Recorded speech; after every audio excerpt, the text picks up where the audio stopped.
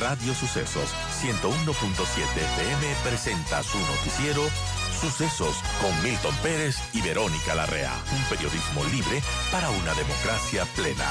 Los hechos y las opiniones de los sucesos que marcan nuestro tiempo.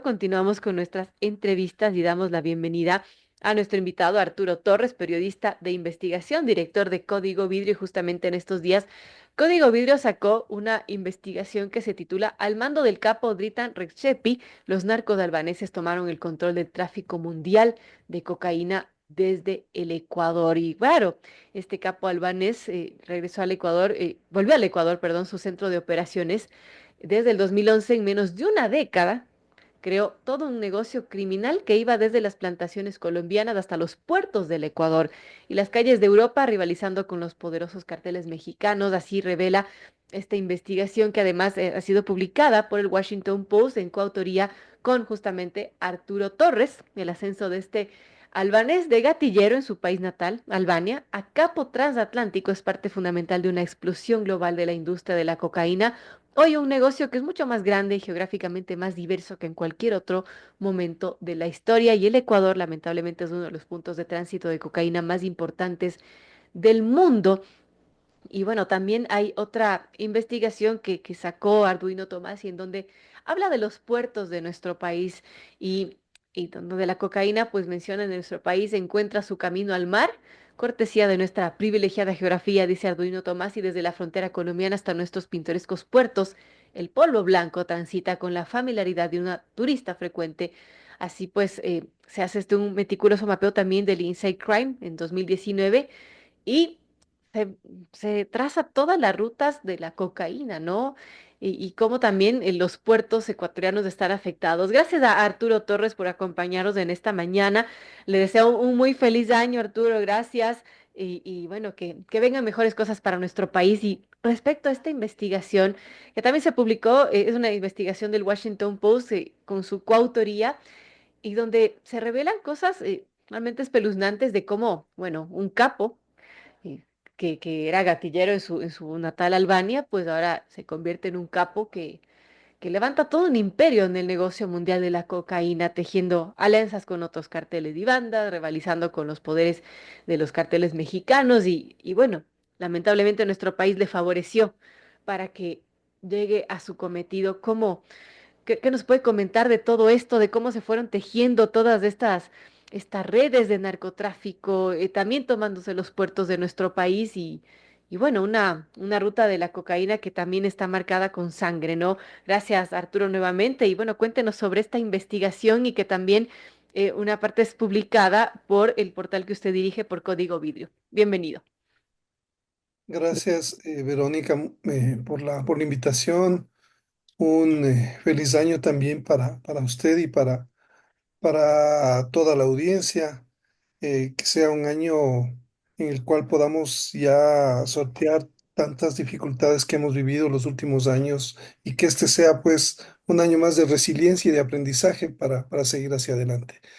Este caso nos puso frente a un reto muy grande cuando trabajamos. Yo colaboro con el Washington Post desde el año pasado en temas sostenidos de investigación periodística y vimos que el fenómeno de los albaneses era un fenómeno sin precedentes y decidimos emprender esta investigación para entender qué estaba pasando en el Ecuador y de ahí proyectar este fenómeno y ver sus consecuencias a nivel global. Ujú. Esa era la intención, un poco en función de una reportería y de una investigación que se hizo en varios países. Colaboramos tres periodistas directamente, uno en Italia y se fue a Albania, a otros países europeos, igual la periodista que es la cabeza de este equipo, Samantha Smith, ella está en Bogotá, pero se involucró directamente también en Estados Unidos. Recopilamos miles de documentos, decenas de testimonios, y esto nos permitió armar un rompecabezas que nos habla de cómo la economía criminal de la cocaína sigue estando en auge como nunca en la historia. más allá de todo lo que se ha invertido en esta lucha, en esta guerra contra las drogas, encabezada por Estados Unidos, el negocio sigue más boyante que nunca por un factor que es el desencadenante, que es la mayor demanda de cocaína a nivel global y sobre todo en los mercados europeos que se convirtieron en el principal destino de la cocaína. Y esto creo que es importante destacar, Verónica, porque hay una corresponsabilidad. Es decir, Ecuador es un país de tránsito por el cual sale el 40% más o menos de la cocaína que produce Colombia, y Wow. por lo tanto esa es su fatalidad, estar ubicado entre dos países que producen cocaína como Colombia y Perú, pero sobre todo la que sale por Ecuador es la cocaína colombiana, y por lo tanto Ecuador se vuelve es un santuario, ¿no es cierto?, por las facilidades también que le otorgan desde el año 2008 este túnel que se abre con la nueva constitución, con el tema de la ciudadanía universal, con una serie de garantías que se La les dan a esto. dolarización también, ¿no? Hace su parte. Sí, sí, claro, en un entorno que facilita estos negocios, evidentemente la dolarización, pero más que la dolarización es la falta de controles sobre qué pasa con la dolarización. Entonces, porque el sistema ha sido para nosotros un sistema que nos ha dado estabilidad, pero también ha sido aprovechado porque los organismos de control no han sabido, desde mi punto de vista, actuar oportunamente para entender que economías criminales o grupos del crimen organizado van a aprovechar la dolarización para precisamente permear nuestra economía y fortalecerse en diferentes campos. Entonces, creo eso es un aporte porque además en este tema, en esta investigación que trabajamos por alrededor de 8 meses, eh, entender qué es lo que está pasando actualmente con los albaneses como un cartel, como un clan, varios clanes que se volvieron hegemónicos en el tráfico de la cocaína, desplazando a los mexicanos.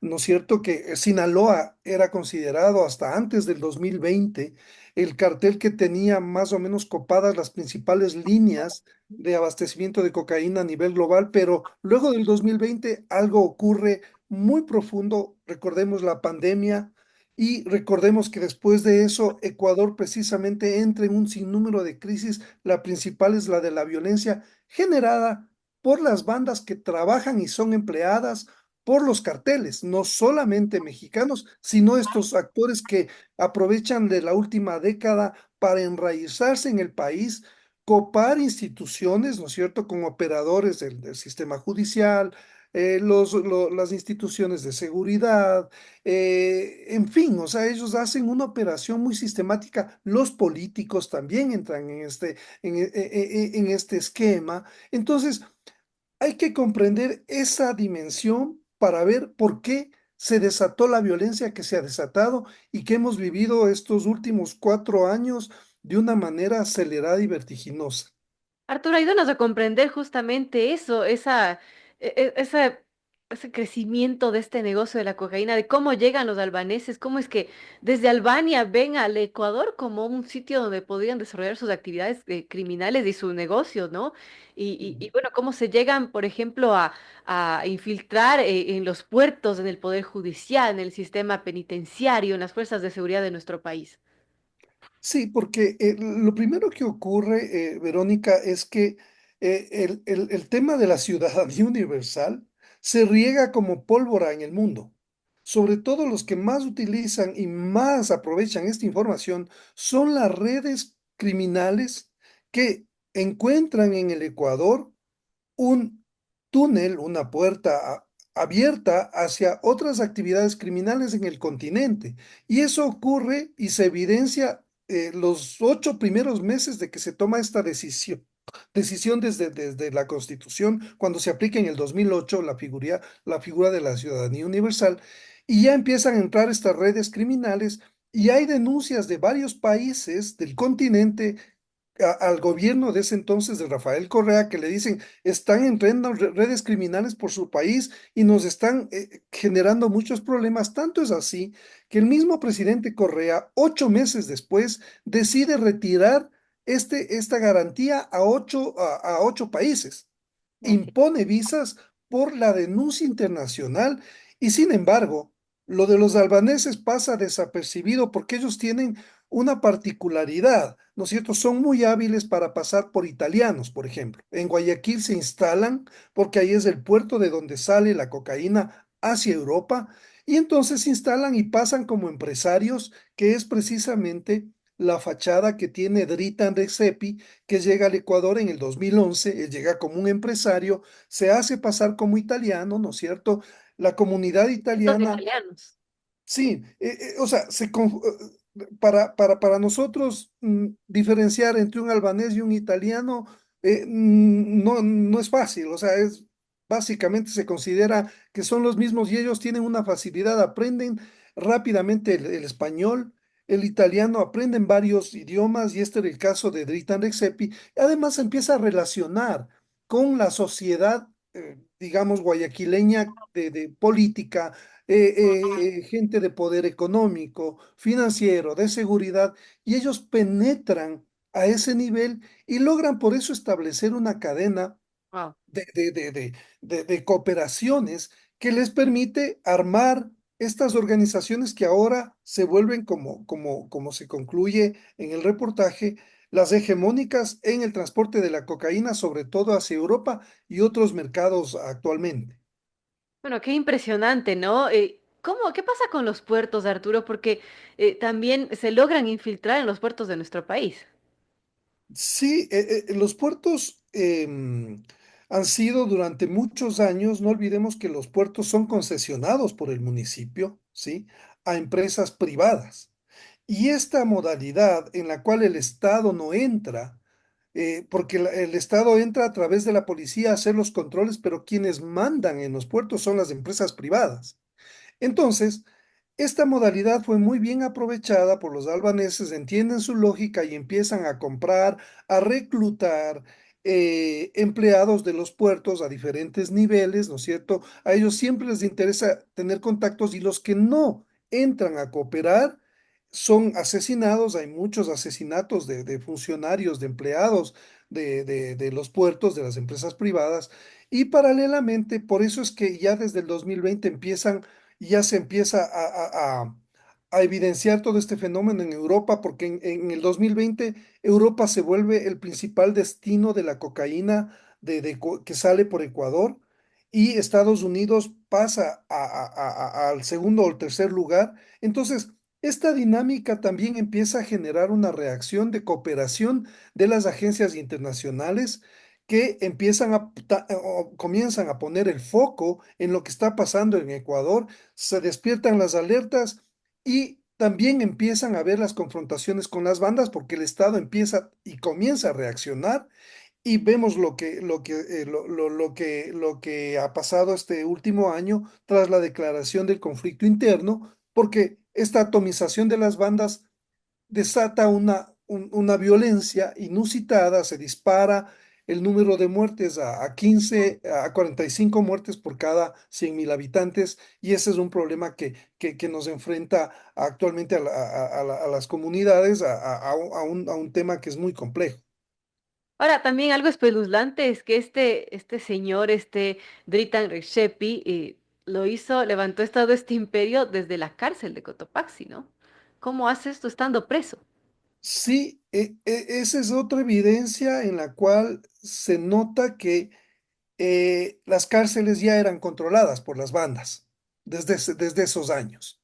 Rexepi es detenido el 2014, el 2015 está en la penitenciaría y es trasladado el 2016 a la cárcel de Cotopaxi, donde él tiene una suite prácticamente, una prisión, una jaula de oro en la cual él tiene todas las facilidades, pero sobre todo hay un factor que es importante. Ahí conoce a los líderes de los choneros, conoce a Rasquiña, conoce a Fito y conoce a Junior. conoce a otros líderes de otras bandas y empieza a armar una organización para la logística, el transporte, todo este ejército de sicarios, de gente que da seguridad. Ahí se organiza desde la cárcel y también desde la cárcel empieza a organizar porque tiene la libertad de usar celulares, de coordinar todo tipo de operaciones desde su celda y precisamente empiezan las autoridades italianas. Desde ese momento empiezan a seguirle también la pista porque hay varias capturas de cocaína relacionadas con Rexepi y que organiza desde la cárcel de Cotopaxi por todas las facilidades que le da el Estado. No hay control alguno. Entonces, este descontrol de las cárceles y de las prisiones empieza desde esa década, Verónica. Entonces, no es que el fenómeno que de la violencia en las cárceles es un fenómeno que se le debe responsabilizar solo a los últimos gobiernos, no. Más bien, la semilla se sembró en esos años en que no se hizo nada. Hubo una paz en la cual claro, estas organizaciones podían actuar con tranquilidad y con calma, con impunidad y organizar todo este tipo de envíos y de operaciones que convirtieron al Ecuador en un país, en una plataforma de lanzamiento de cientos de toneladas de cocaína Impresionante. cada año. Ahora, ¿qué destino tuvo este señor Ditan Rexepi? Porque entiendo que ordenaron su liberación en 2021, le dieron arresto domiciliario en San Borondón, que era su domicilio, pero luego desaparece. ¿Qué pasó con Dritan? Y luego, ¿cómo su sucesor, que ya se ha hablado mucho de él, de Dritan Guisca, cómo le toma la posta a él? Ujú. Sí, en el 2021 él ya al ver que Italia ya sabe, porque Italia en el 2015 pidió la extradición de Dritan Rexepi cuando supo que estaba detenido acá. Entonces, se aprueba la extradición, pero lo que deciden los jueces es que cumpla aquí su condena y una vez que cumpla su condena pueda ser extraditado a Italia o a Bélgica o a Albania, que también le solicitaban en extradición. Eso, como ya sabemos, lo que ocurre es que estos capos de la droga o delincuentes peligrosos lo que hacen es dar cañonazos de 300.000, 500.000 dólares a los jueces para que agiliten su liberación. Y eso es lo que pasa con Resgepi. El juez Poma, que también estuvo involucrado en estos casos para beneficiar al ex vicepresidente Glass, es el que ordena la libertad de Rex Happy, le da medidas sustitutivas y le dice que se presente cada semana firmando, bueno, Increíble. una cosa absurda porque él estaba sentenciado por narcotráfico y no tenía esa garantía para salir a cumplir su condena en su domicilio. Lo que hizo es desaparecer. Entonces desaparece de la prisión en medio de las alertas de Italia que estaba diciendo, miren, que pónganle ojo a este caso, él es un capo, Wow. y sin embargo, los jueces actúan como en Mandan a general la casa a un capo de los capos de la droga. sí, sí, Increíble. a uno de los capos más importantes de la droga de las últimas décadas. Entonces, ahora, actualmente, Recep está detenido en Turquía. En Turquía lo detuvieron en el año 2022, ¿sí? Y él está cumpliendo ahí una condena precisamente por narcotráfico, o mejor dicho, está detenido por narcotráfico y es requerido por las autoridades de varios países, pero como ha tenido y tiene una organización tan compleja y tiene tantos recursos que no sabemos, porque él antes de estar en Ecuador ya huyó de prisiones en Bélgica, Increíble. en Albania, ¿no es cierto? También, y en Italia, si no estoy mal. Entonces, él es el rey del escapismo. Es un hombre muy hábil y con Es todos una estos película todo recursos que esto que cuenta Arturo, pero es de la vida real, ¿no? sí, Es sí, increíble. no, no, esto supera la ficción Así de es. largo, porque es un personaje que, por eso es que lo escogimos para que este personaje nos permita dimensionar desde lo personal, desde la historia de además de un individuo que estuvo aquí en el Ecuador, ¿no es cierto? Y que fue reemplazado por Dritan Jika, ¿no es cierto? Que es este otro albanés que en el gobierno pasado es identificado por enviar también y lavar sobre todo dinero, crear empresas para lavar el dinero proveniente de la cocaína que enviaba, y él es el sucesor, según la información que dan los fiscales italianos, de Dritan Rexepi en este cartel conocido como Compañía Bello, que es el cartel más importante de los albaneses operando a nivel del tráfico de cocaína. Increíble. Bueno, es de película. Les invito a nuestros amigos oyentes a leer a Código Vidrio esta investigación que también, bueno, se publicó en Washington Post en coautoría con Arturo Torres y al menos en Código Vidrio la pueden encontrar como al mando del capo Ditan Rexepi, los narcos albaneses tomaron el control del tráfico mundial de cocaína desde el Ecuador. El del Washington Post, este artículo, ese reportaje, Arturo, ¿se puede leer libremente o cómo se puede acceder a él? Sí, nosotros lo que hicimos es, y obviamente yo pedí la autorización para poder publicar el reportaje en el portal. En el Washington Post hay que tener una suscripción, Claro. ¿no es cierto?, para poder leer la investigación, pero básicamente yo la he podido reproducir íntegramente en código vidrio y ahí la pueden encontrar con todos los detalles que se despliegan en la investigación del Washington Post. Bueno, es impresionante de película, como mencionábamos con Arturo, pero lamentablemente es real. Gracias, Arturo, nuevamente por acompañarnos, por explicarnos un poco y ayudarnos a entender la dimensión de esto, que es impresionante, ¿no? Cómo se crearon estos albaneses imperios y que, bueno, tomaron el control del tráfico mundial de cocaína desde nuestro país. Gracias, Arturo, por, bueno, esta entrevista y un excelente inicio 2025.